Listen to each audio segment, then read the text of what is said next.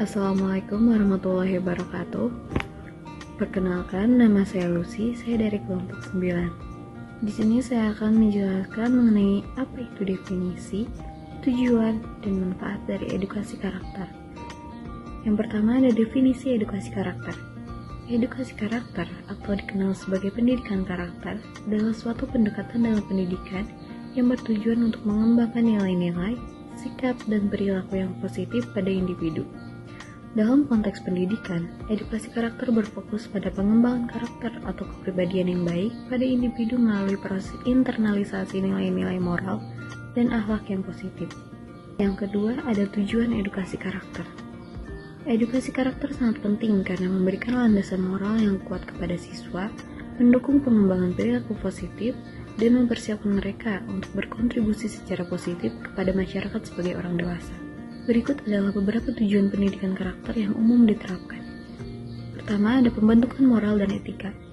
Edukasi karakter membantu siswa mengembangkan nilai-nilai moral dan etika yang penting, seperti kejujuran, tanggung jawab, dan rasa hormat. Ini membentuk fondasi bagi perilaku yang baik dan membuat mereka menjadi individu yang bermoral dalam kehidupan sehari-hari. Yang kedua, ada pengembangan pribadi.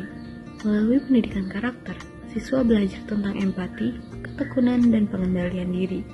Ini membantu mereka untuk menghadapi tantangan hidup dengan lebih baik dan mengembangkan keterampilan sosial yang penting untuk interaksi positif dengan orang lain. Yang ketiga, ada peningkatan kesadaran diri. Membantu siswa mengenali diri mereka sendiri, termasuk kekuatan dan kelemahan mereka, serta memahami dampak tindakan mereka terhadap orang lain. Yang keempat, membangun kemandirian. Mendorong siswa untuk menjadi individu yang mandiri, mampu membuat keputusan yang tepat dan bertanggung jawab atas tindakan mereka. Yang kelima, keberhasilan akademis dan profesional.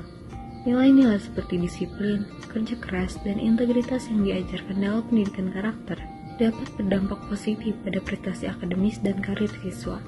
Mereka menjadi lebih termotivasi, terorganisir, dan mampu bekerja dalam tim, yang semuanya merupakan kualitas penting dalam dunia profesional. Yang keenam, menciptakan lingkungan sekolah yang positif. Pendidikan karakter berkontribusi pada pembentukan budaya sekolah yang positif, di mana siswa merasa aman, dihargai, dan didukung. Ini dapat meningkatkan kerjasama serta rasa saling menghormati di antara siswa. Yang ketujuh, pengembangan keterampilan sosial. Dengan memahami dan mempraktikkan nilai-nilai karakter, siswa belajar berkomunikasi dengan baik, kerjasama, dan menyelesaikan konflik secara efektif. Keterampilan sosial ini sangat penting dalam kehidupan sehari-hari dan di tempat kerja. Yang ke-8, kesiapan sosial. Siswa yang menerima pendidikan karakter cenderung lebih siap untuk berpartisipasi dalam masyarakat sebagai warga negara yang bertanggung jawab dan aktif. Mereka lebih memahami pentingnya kontribusi positif dan tanggung jawab sosial. Yang ke-9, mengurangi perilaku negatif. Edukasi karakter dapat membantu mengurangi perilaku negatif seperti bullying, ketidakjujuran, dan kekerasan. Dengan memahami nilai-nilai etis dan moral, siswa lebih cenderung menghindari tindakan-tindakan yang merugikan diri sendiri dan orang lain. Yang ke-10, mempersiapkan generasi yang bertanggung jawab. Pendidikan karakter mengajarkan siswa untuk memahami konsekuensi dari tindakan mereka dan membuat keputusan yang bertanggung jawab. Ini membantu mereka menjadi warga negara yang peduli dan berkontribusi positif terhadap masyarakat. Dan yang ke-11 atau yang terakhir, membentuk pemimpin masa depan yang berintegritas. Pemimpin yang baik tidak hanya memerlukan kecerdasan dan keterampilan teknis, tetapi juga integritas dan moral yang kuat. Edukasi karakter mempersiapkan siswa untuk menjadi pemimpin yang beretika dan bertanggung jawab di masa depan. Dengan mencapai tujuan-tujuan tersebut, edukasi karakter berkontribusi pada pembentukan individu yang tidak hanya cerdas secara intelektual, tetapi juga memiliki karakter kuat yang diperlukan untuk keberhasilan dan kebahagiaan dalam kehidupan pribadi dan profesional. Selanjutnya, yang ketiga, ada manfaat dari edukasi karakter. Pendidikan karakter memiliki manfaat yang sangat penting dalam membentuk generasi yang berkualitas dan memiliki moral yang baik. Berikut adalah beberapa manfaat dari pendidikan karakter. Yang pertama, membantu individu memahami, peduli, dan berkomitmen terhadap nilai-nilai moral yang baik. Kedua, membantu individu menginternalisasi nilai-nilai moral dan bertindak sesuai dengan nilai-nilai tersebut. Yang ketiga, membantu individu mengembangkan nilai-nilai moral yang kuat dan perilaku yang baik. Yang keempat, yang terakhir, membantu individu menjadi individu yang berempati, jujur, bertanggung jawab, dan memiliki empati terhadap sesama. Pendidikan karakter sangat penting dalam membentuk manusia yang memiliki sikap, perilaku, dan pola pikir yang baik serta berintegritas tinggi. Dalam era globalisasi dan perkembangan teknologi yang pesat, pendidikan karakter menjadi semakin penting untuk menghadapi tantangan dan mengatasi masalah yang muncul di masyarakat. Secara keseluruhan, edukasi karakter tidak hanya memperkaya kemampuan akademis, tetapi juga membentuk dasar bagi kehidupan yang bermakna dan harmonis dalam masyarakat. Assalamualaikum warahmatullahi wabarakatuh. Perkenalkan, nama saya Aula Fadila. Di sini saya ingin menjelaskan tentang pelecehan terhadap anak-anak di bawah umur. Berikut adalah penjelasannya.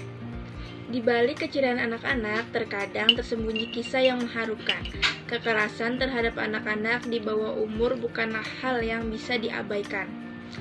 Pelecehan fisik, emosional, dan seksual adalah sesuatu yang nyata dan dapat terjadi di mana saja, entah itu dari rumah, sekolah, bahkan di komunitas tempat mereka bertumbuh. Jadi, apa saja dampak bagi anak-anak?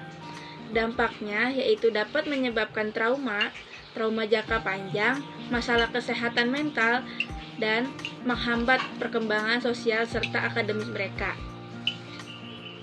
Namun, apakah masih ada harapan untuk mereka? Tentunya masih ada, dengan cara meningkatkan kesadaran dan bersama-sama bertindak.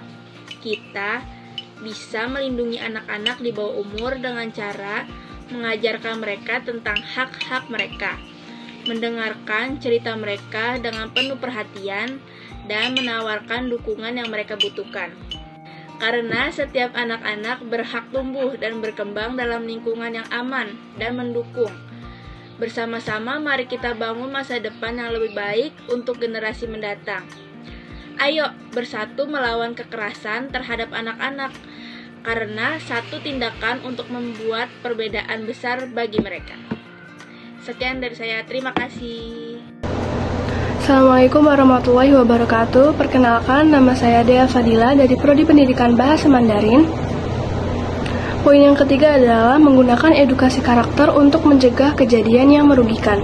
Yang pertama, nilai-nilai moral harus dimasukkan ke dalam kurikulum.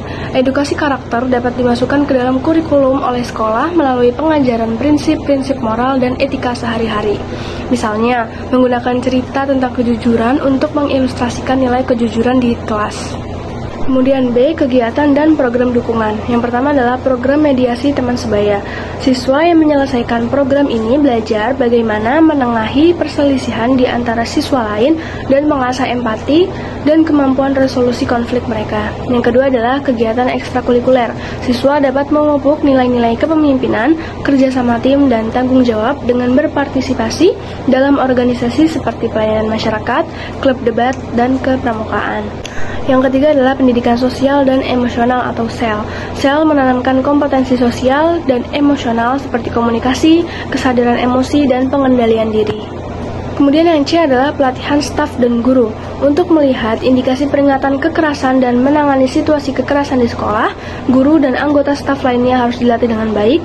Mereka juga harus mampu memberikan instruksi dan menjadi teladan bagi anak-anak dalam hal prinsip-prinsip moral dan perilaku yang baik. Hai, perkenalkan nama saya Dinda Fitriani dari kelompok 9. Di sini saya akan menjelaskan materi yang keempat atau yang terakhir, yaitu peran masyarakat dan orang tua.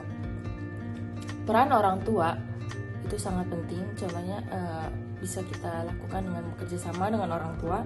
Keterlibatan orang tua dalam kegiatan sekolah yang mendorong perkembangan karakter anak dan komunikasi yang efisien.